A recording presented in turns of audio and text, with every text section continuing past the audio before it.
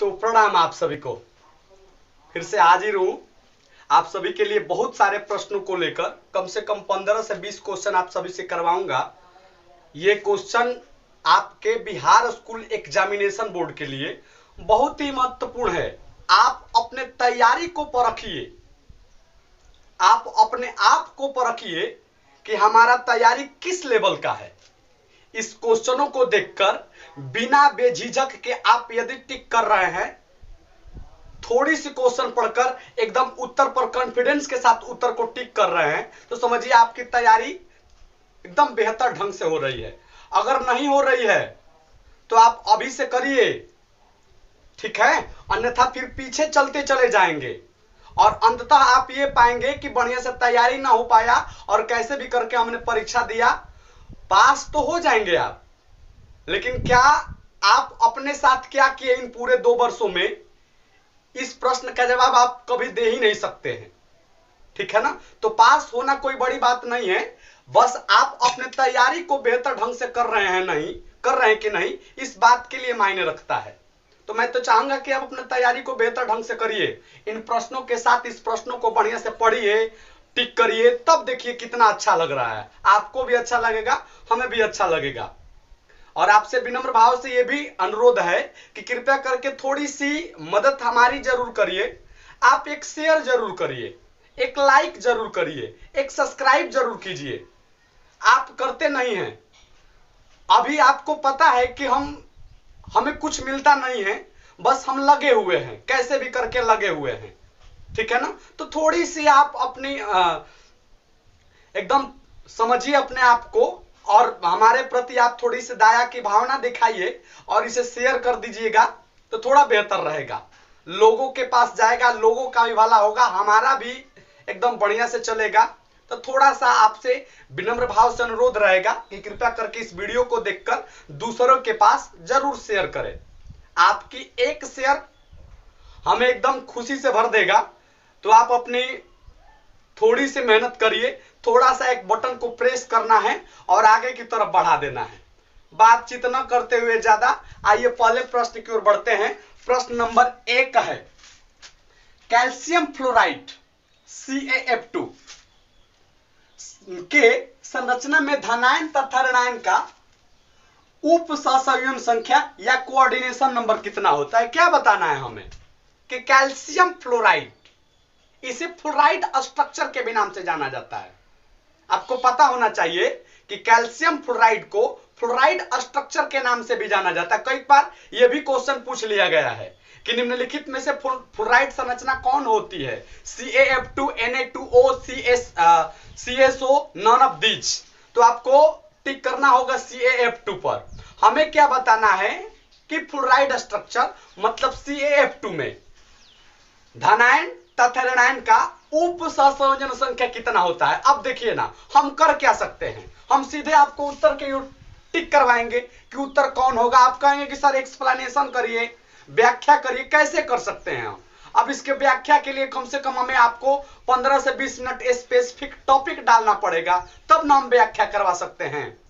तो आप हमारी मजबूरियों को भी समझे, बस हम केवल यहां पर उत्तर बता रहे हैं। आप पहले से अपने क्वेश्चन पढ़िए और टिक कर लीजिए। हम जब मिलवा रहे हैं, हम जब उत्तर बता रहे हैं, तो अपने आप को देखिए कि क्या हमने सही उत्तर किया है। अगर नहीं किया है तो आप जाकर उस टॉपिक को खोलकर पहले पढ़िए बेहतर ढंग से, क्योंकि अभी बहुत टाइम है आपके पास, ठीक है ना। पहले उस जाकर टॉपिक को पढ़िए, फिर आइए, फिर टिक करिए। इस तरह से होगा, ठीक है ना। हमारी बातों को थोड़ा गौर से आप लोग समझिए, हम कहना क्या चाहते हैं, ठीक है ना। तो इसका उत्तर क्या होगा भैया, कैल्शियम फ्लोराइड में धनायन तथा ऋणायन का कोऑर्डिनेशन नंबर 8 तथा 4 होता है। धनायन का कोऑर्डिनेशन नंबर 8 जबकि ऋणायन का कोऑर्डिनेशन नंबर 4 होता है। 4 तथा 8 तो एंटी फ्लोराइड स्ट्रक्चर यानी कि Na2O में होता है, ठीक है ना। 4 तथा 8 तो सोडियम ऑक्साइड या बोल सकते हैं एंटी फ्लोराइड स्ट्रक्चर में होता है। तो इसका उत्तर होगा 8 तथा 4। धनायन का कोऑर्डिनेशन नंबर 8, ऋणायन का कोऑर्डिनेशन नंबर 4। तो यहां पर धनायन तथा ऋणायन दोनों का पूछा गया है, इसलिए 8 तथा 4 करेंगे हम लोग। अगले पर चलिए, बीसीसी संरचना में केंद्र में अवस्थित परमाणु निम्न यूनिट सेल से साझा करता है। मतलब यह बताना है कि जो परमाणु केंद्र पर उपस्थित रहता है, यूनिट सेल के एकक कोशिका के जो एटम केंद्र में बैठा रहता है वो कितने एकक कोशिका में विभाजित रहता है, हमें यह बताना है। भैया कई बार डिस्कशन किए होंगे हम लोग क्लास में, या अपने शिक्षक की आप लोग पढ़े होंगे तो आपको बताए होंगे कि जो केंद्र में अवस्थित रहता है, उपस्थित रहता है, केवल और केवल एक ही एकक कोशिका में रहता है। ठीक है ना। तो उत्तर के तौर पर क्या टिक करेंगे हम लोग? ए, यानी कि 1 यूनिट सेल में जो केंद्र में उपस्थित परमाणु होता है वो विभाजित रहता है। ठीक है ना। जो कोने पर उपस्थित रहते हैं वो 8 एकक कोशिका में बटे रहते हैं। जो फलक के केंद्र पर अवस्थित रहते हैं वो 2 एकक कोशिका में बटे रहते हैं। याद किए होंगे आप लोग। अगले पर चलिए कि किस तत्व से सिलिकॉन को मिश्रित करने से पी टाइप सेमीकंडक्टर प्राप्त होता है। मतलब हमें यह बताना है कि ग्रुप नंबर 14 के सिलिकॉन में वो कौन सा तत्व मिलाए ताकि आपको पी टाइप सेमीकंडक्टर प्राप्त हो, पी प्रकार के अर्धचालक प्राप्त हो। भैया बड़ी सिंपल क्वेश्चन है। पी प्रकार के अर्धचालक प्राप्त करना चाहते हैं तो वर्ग 14 में वर्ग 13 के एलिमेंट्स को मिलाइए। किसको मिलाना है? वर्ग 13 के एलिमेंट्स को। जब आप वर्ग 13 के एलिमेंट्स को मिलाएंगे तो पी प्रकार के सेमीकंडक्टर प्राप्त होंगे। जबकि आप वर्ग 15 के मिलाएंगे वर्ग 14 में तो एन टाइप सेमीकंडक्टर प्राप्त होते हैं। तो पी देखिए ना, इसमें 13वें वर्ग का कौन है? बोरॉन। बाजार गए आलू गाजर इन थैला, बोरॉन। इसका ऑप्शन नंबर क्या होगा? बी। ठीक है ना। क्रिस्टल एकक सेल की कौन सी बिंदु त्रुटि ठोस के घनत्व को बदल देती है? अरे भैया नॉर्मल क्वेश्चन। हमें यह बताना है कि वह कौन सा दोष है जिससे क्रिस्टल के मींस ठोस के घनत्व बदल जाते हैं, बिगड़ जाते हैं। शॉटकी दोष। शॉटकी दोष के कारण क्रिस्टल के डेंसिटी कम हो जाती है क्योंकि धनायन तथा ऋणायन अपने बढ़िया स्थान को छोड़कर बाहर की ओर निकल जाते हैं। पता होगा आपको। तो इसका उत्तर होगा शॉटकी दोष। फ्रेंकल दोष के कारण तो क्रिस्टल के जो डेंसिटी होते हैं अपरिवर्तित रहते हैं। ठीक है। अगले क्वेश्चन पर बढ़िए आप लोग। सीसीपी तथा बीसीसी में क्यूबिक क्लोज पैकिंग तथा body centred cubic unit cell में मुक्त या खाली प्रतिशत कितने होते हैं? हमें यह बताना है कि क्यूबिक क्लोज पैकिंग और बीसीसी में कितने प्रतिशत जगह खाली रहते हैं। तो पहले यह समझिए कि कितने प्रतिशत भरे रहते हैं। तो सीसीपी में भैया हमारे शायद 76% भरे रहते हैं, शायद नहीं 76% भरे रहते हैं। तो कितने प्रतिशत खाली रहेंगे? 24%। और बीसीसी में 68% भरे रहते हैं। तो कितने प्रतिशत खाली होंगे? 32%। 100 में से घटा दीजिए। एक बार 100 में से आप 76 को घटाइए तो 24 बचेगा। एक बार 100 में से 68 को घटाइए तो 32 बचेगा। यानी कि सीसीपी के लिए 26 और बीसीसी के लिए 32। कहां पर है? देखिए 30-26 है, ये नहीं होगा। हमें 26-30 देखना है, 26-32 देखना है। देखिए यहां पर है। उम्मीद करते हैं कि समझे होंगे। अगले प्रश्न की ओर बढ़ते हैं कि 56 नंबर प्रश्न क्या है। लेकिन आपसे एक और बात है कि अगर आपको परेशानी हो रही इन प्रश्नों में या कोई टॉपिक भी हो, केमिस्ट्री का कोई भी टॉपिक हो, चाहते हैं कि बेहतर ढंग से उस टॉपिक को हम पढ़ा दे, आपको फील करवा दे आपको, तो आप एक बार कमेंट करिए ना। कमेंट करके देखिए एक बार। नहीं बताए तो आप कहिएगा। ठीक है ना। ऑन डिमांडिंग वीडियो बनाना चाहते हैं हम। आपका डिमांड और हम हाजिर हैं। ठीक है। आप करके तो देखिए। लेकिन आपके डिमांड पर जब वीडियो हम बनाएंगे तो आपकी फर्ज तो बनेगा शेयर करने का। आप सभी लोगों से अनुरोध रहेगा कि आप थोड़ी सी शेयर कर दीजिए इस बात को। इस वीडियो को दूसरे के पास फैलाइए, लोगों को दिखाइए, बताइए, तब बेटर रहेगा। चलते हैं। किसी ठोस जालक में धनायन जालक स्थल को छोड़कर एक अंतरकाशीय स्थिति में स्थित है, यह कौन सा जालक दोष है? क्वेश्चन समझा रहे हैं हम, जरा समझ लीजिए हमारे भाषा में। कह रहा है कि क्रिस्टल है, उसमें से जो धनायन है वो अपने निश्चित स्थिति को छोड़कर अंतराकाशीय स्थान पर चले जाते हैं। इस दोष को किस नाम से जानेंगे? ऑप्शन पट्टी देखिए पहले, रिक्ति दोष, सॉटिकी दोष, अंतराकाशीय दोष, फ्रेंकल दोष। अब देखिए इसका उत्तर कितने लोग अंतराकाशीय पर मारेंगे और कितने लोग फ्रेंकल पर मारेंगे, लेकिन सही उत्तर होगा फ्रेंकल।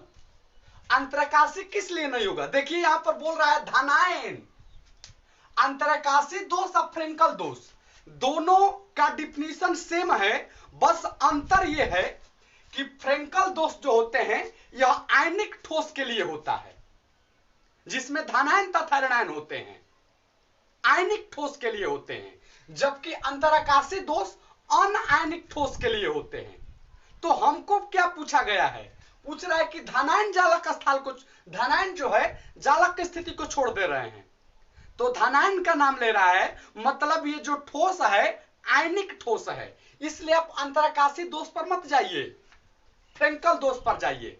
जब हम लोग डिफिनीशन लिखे होंगे तो जरूर लिखे होंगे फ्रेंकल दोष में कि यह आयनिक ठोस का अंतराकाशीय दोष है, मतलब दोनों का डिफिनीशन सेम है, बस अंतर इतना ही है कि यह अनआयनिक के लिए होता है और यह आयनिक के लिए होता है। हमें कैसे समझ में आया कि यह यहां पर आयनिक के लिए बोल रहा है तो धनायन बोला है,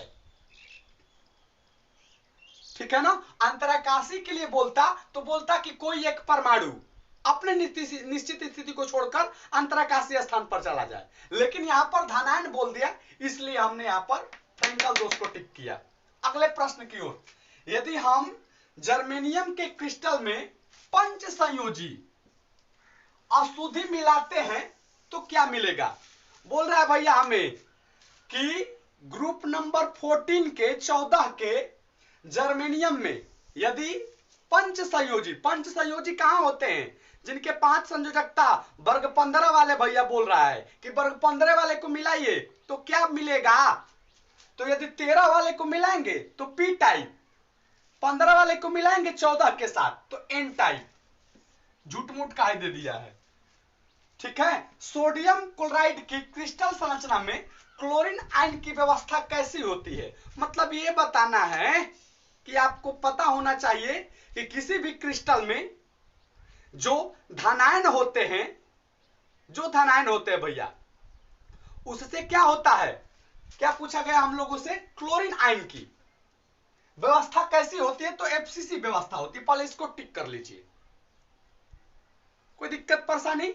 अब हम एक बात बताना चाहेंगे कि जो ऋणायन होते हैं वो पैकिंग का निर्माण करते हैं, पैकिंग बनाते हैं, एफसीसी, बीसीसी, सीसीसीपी, एचसीबी पैकिंग बनाएंगे, जबकि जो धनायन होते हैं वो वॉइड्स के अंदर एंट्री करते हैं, या तो ऑक्टाहेड्रल वॉइड्स के अंदर जाएंगे या टेट्राहेड्रल वॉइड्स के अंदर जाएंगे। उम्मीद करते हैं कि बातों को समझे होंगे आप।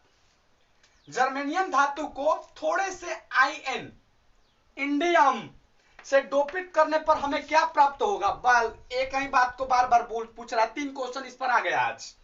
कह रहा है कि जर्मेनियम के साथ यदि इंडियम को मिलाइएगा तो क्या प्राप्त होगा? एन टाइप, पी टाइप, विद्युतरोधी, नन ऑफ दीज। भैया विद्युतरोधी तो होगा नहीं, एन टाइप तो होगा नहीं, पी टाइप, क्योंकि ग्रुप नंबर 13 का तत्व है इंडियम, तो 13 वाले को जब 14 वाले के साथ मिलाएंगे तो पी टाइप प्राप्त होता है। तो उत्तर क्या होगा? P type. निम्नलिखित में से कौन सा पदार्थ विषमदैशिकता दर्शाएगा? विषमदैशिकता बताए होंगे, समदैशिकता, विषमदैशिकता। तो विषमदैशिकता जो होता है क्रिस्टलीय ठोस का एक प्रॉपर्टीज होता है। तो इन चारों में से पहले आप ये डिसाइड कर दीजिए कि कौन क्रिस्टलीय ठोस होगा। BaCl2, ग्लास क्यूब, लकड़ी का घन भैया ग्लास क्यूब जो होते हैं क्रिस्टलीय ठोस होते हैं।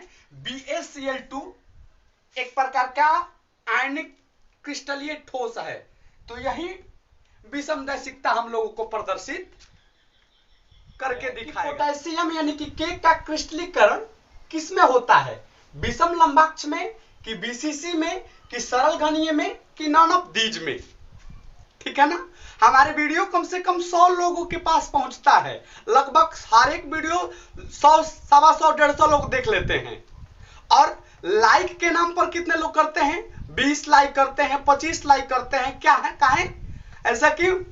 अगर आपको मतलब दिक्कत हो रहा है, नहीं पसंद आ रहा है, तो कुछ तो बताइए। आप कुछ बता भी नहीं रहे हैं। क्या दिक्कत हो रहा है, क्या नहीं दिक्कत हो रहा है? आप नहीं बताएंगे तो कैसे हम समझ पाएंगे आपकी भावनाओं को? कैसे कद्र कर पाएंगे आपकी भावनाओं को? तो आप हमें बताइए। नहीं तो लाइक तो जरूर कीजिए। आप इतना तो कम से कम जरूर कर सकते हैं। लाइक करने से फायदा जानते हो कि होता है क्या? हमारी वीडियो यूट्यूब करेगा क्या? लोगों के सामने भेजेगा। ठीक है ना। तो एक लाइक जरूर कीजिए आप लोग। कोई दिक्कत परेशानी? एक लाइक से आपका कुछ बनता है, बिगड़ता है नहीं, लेकिन हमारा बन जाएगा। तो आपके चलते यदि हमारा बन जा रहा है तो ये तो सौभाग्य की बात होगी आपके लिए। आपको कुछ करने का मौका मिल रहा है किसी दूसरे के प्रति, तो इतना तो आप कर ही सकते हैं। हम दूसरों के प्रति इतना कुछ कर सकते हैं, तो आप तो एक लाइक जरूर कर सकते हैं। ठीक है।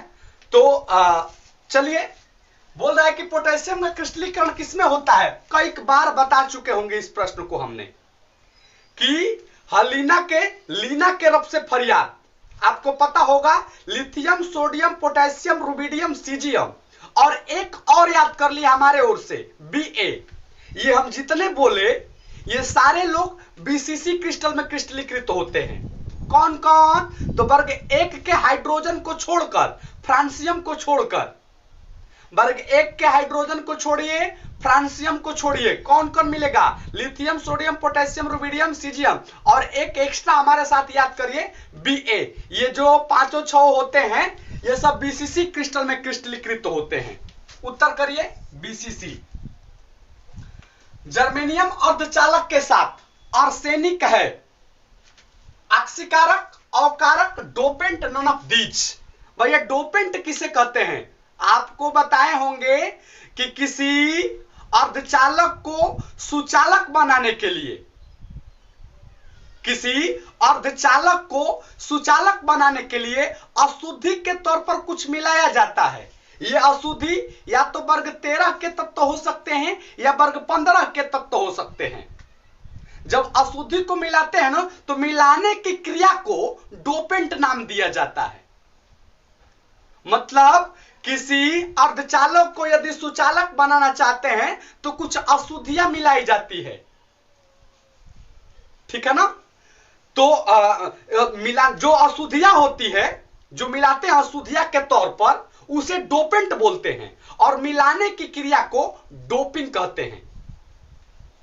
उम्मीद करते हैं कि समझे होंगे। जो अशुद्धि होती है उसे डोपेंट, और मिलाने की पूरी प्रोसेस को डोपिंग नाम दे। डोपेंट तो पदार्थ जो मिलाए आपने उसे, और पूरे प्रोसेस को डोपिंग नाम दिया जाता है।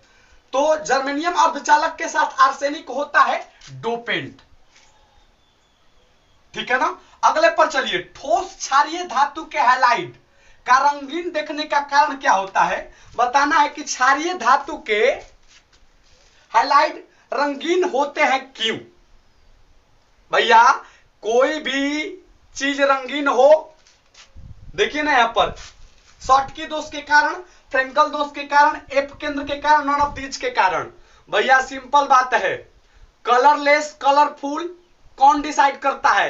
इलेक्ट्रॉन डिसाइड करते हैं। जिसके पास इलेक्ट्रॉन होंगे तो एफ केंद्र में होते क्या है? एफ केंद्र है क्या? इलेक्ट्रॉन युक्त छिद्र है। तो एफ केंद्र के चलते ठोस क्षारीय धातु के हैलाइड रंगीन दिखाई देते हैं। आयोडीन, देखिए भैया धरती पर आयोडीन I2 के फॉर्म में मिलता है। हमें यह पूछा गया है कि यह कौन सा ठोस है? आयनिक, परमाणुविक, आणविक, नॉन ऑफ दीज। तो परमाणुविक तो कोई ठोस ही नहीं होता है, आयनिक होता है। आयन कौन होते हैं? धनायन और ऋणायन से मिलकर बने ठोस को आप लोग आयन नाम देते होंगे, आयनिक ठोस नाम देते होंगे। आणविक ठोस, उत्तर क्या होगा इसका? आणविक ठोस। अगले पर चलिए। NaCl क्रिस्टल में क्लोरीन आयन कितने Na+ आयन से घिरा रहता है। मतलब ये बताना है कि हमें सोडियम क्रिस्टल में, सोडियम क्लोराइड के क्रिस्टल में सोडियम आयन कितने क्लोरीन से घिरे रहते हैं। तो एक सोडियम आयन 6 क्लोरीन आयन से घिरे रहते हैं और एक क्लोरीन आयन 6 सोडियम आयन से घिरे रहते हैं। मतलब दोनों का कोऑर्डिनेशन नंबर कितना होता है, धनायन और ऋणायन का 6-6। तो यहां पर क्या होगा भैया, उत्तर 6। उम्मीद करते हैं कि आप बेहतर ढंग से समझे होंगे। मिलेंगे अगले वीडियो में, बहुत जल्द ही आपके सामने वीडियो भी आएगा। धन्यवाद, प्रणाम आप सभी को।